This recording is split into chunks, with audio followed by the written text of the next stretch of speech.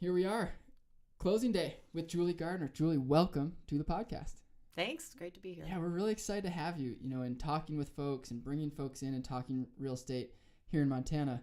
You're a name that continues to come up, I think, for a number of reasons. One is you have great marketing around town. Thank you. I think you've sold a lot of homes in your career and helped people buy a lot of homes in their career. And it's Montana, so it's the small town that is Montana. So people know good work when they see it and when they are connected with it. So we're really excited to have you in. But before we get into real estate and first-time home buying, I want to learn a bit about your career in real estate, because it sounds like it didn't just sort of happen out of thin air. There's some legacy behind your career. Yeah. Can you explain that a little bit? Yeah. So my grandfather, who passed away at 96 about 10 years ago, started a small real estate company, much like George and Danny Lambros started the real estate company here in Missoula, Montana, around the same time. Okay. My dad joined his father right out of college before I was born. And he did that my entire life. In fact, my dad just now retired this year. So what I say is I'm a third generation realtor. I didn't see that coming. Right. So after college, I worked in the philanthropy sector for a while. I then went and got a master's in public policy and went to law school. And so then practiced law and ended up doing a lot of real estate law in Missoula, Montana.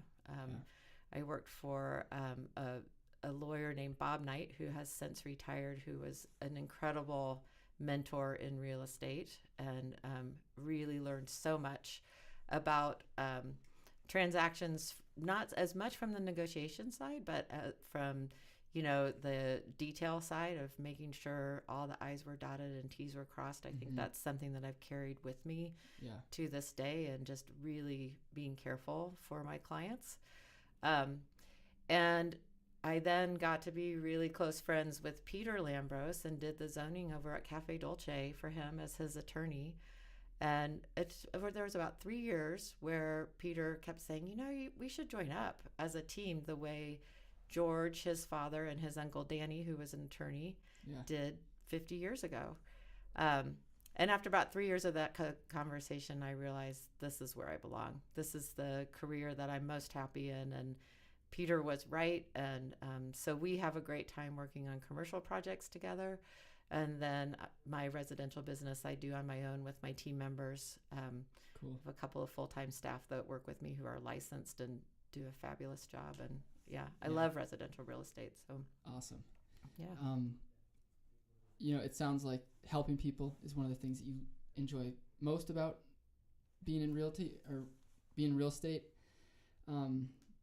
What's another thing? What's one thing that people might not guess that realtors really enjoy, or I really enjoy this piece of being in real estate? There are so many reasons to love my career, but having come from a background of practicing law and doing some litigation, and there were days when I really felt the pressures of trying to put a square peg in a round hole. And the last case that I did as an attorney, the last one that finished, I was representing a group and of cousins, basically, and we were trying to decide up how to divide a family ranch. It took about 3 years, and once that was done, everyone was upset. And the lawyer on the other side, who was a good friend, looked at me and said, sometimes you've done your best job when everyone is equally as upset. Interesting. And I thought, okay, this isn't where I want to be for the next 25 years. Right. The great thing about representing folks in residential real estate, it's so different than what some people think of as a sales job. It's much more of a facilitator and making sure that people find the right solution for what they're looking for. So whether it's a seller who is saying, we need to move quickly and we want to get this done, there isn't that square peg in a round hole feeling very often, in my job. And even when things fall apart, I often feel like, they work out the way they're meant to eventually, it's going to be okay. Yeah. And that's a nice feeling. You mentioned a square peg in a round hole.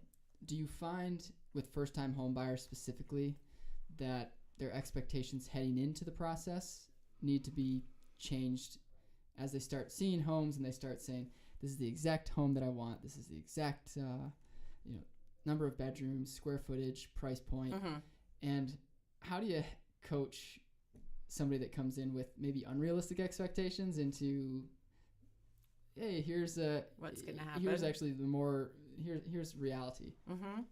Not everybody has unrealistic expectations. Yeah.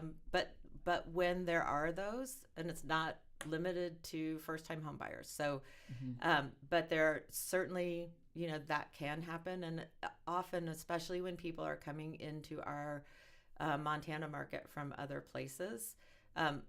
We don't have the population, obviously, of Seattle or San Francisco, and so maybe not the prices, but our housing prices are not as low as some people expect because we're such a great place to live, and we don't have the supply that we need in some ways for housing. If the expectations are just completely out of line with what the market is, we sort of talk about that I don't have a magic wand. I can't produce something that doesn't exist, and so then it's a matter of starting to look through priorities. And is location the priority? Is square footage the priority? The school district? What is it? And what things can we take off the list to fit with the budget that we're working with? Yeah, I think that's helpful. And at what stage, we haven't talked about negotiation a whole lot. So this is one of the last episodes of season 1 of Closing Day. And so we're trying to fill in some of the missing pieces that maybe we didn't talk about that are important.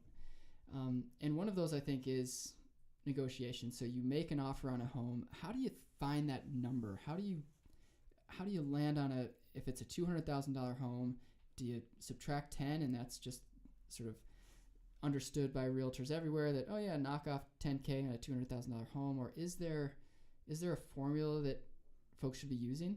And what's the strategy there?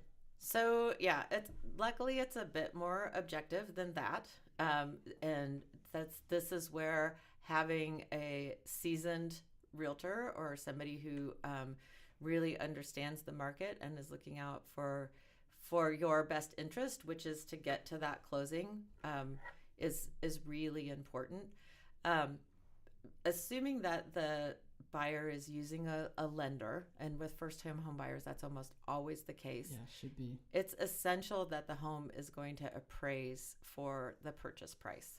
So you have to be sure that the amount that you're offering is in keeping with the market value of the home. Montana is one of a few states in the country where sale prices are not reported publicly. We're called a non-disclosure state.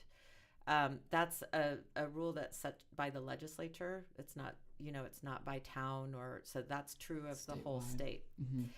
So in order to assess the value of the home that you're looking at, you really need to know the amount that comparable homes sold for within the last sort of 6 to 12 months, and you need a realtor to get you that information. It's interesting when you look at, for example, the estimates of valuations of homes on national websites.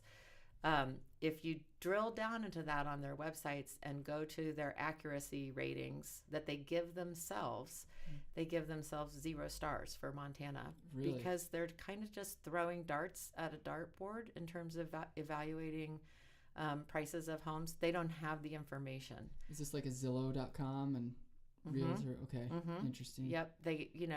So yeah, if you go on Zillow and you click on accuracy by state for our estimates, they will tell you that in Montana they're not using sale prices. So realtors do have access to that information, as do licensed appraisers in our state.